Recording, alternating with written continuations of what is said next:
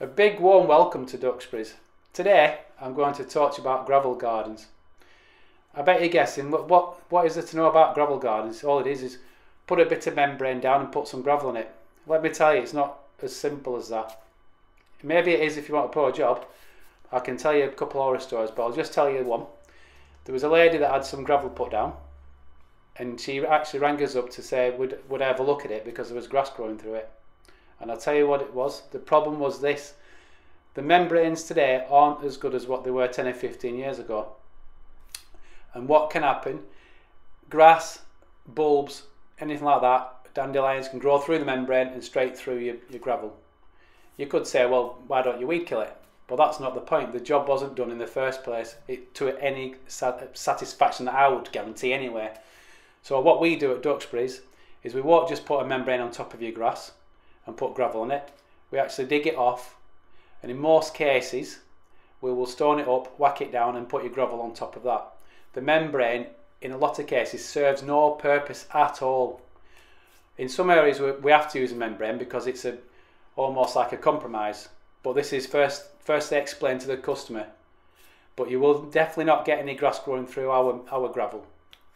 The other thing I want to talk about is different gravels. There's that many gravels, there's maybe 20 or 30 different types, varying in price. Some people say, yeah, we'll do a gravel garden for you, it's X amount of pounds, only to find out they've got the cheapest possible gravel ever, and that's normally limestone gravel, which is like a grey colour. So if somebody recommends, oh, why don't you use limestone gravel, you know they're doing it to keep the price down so they can get the job.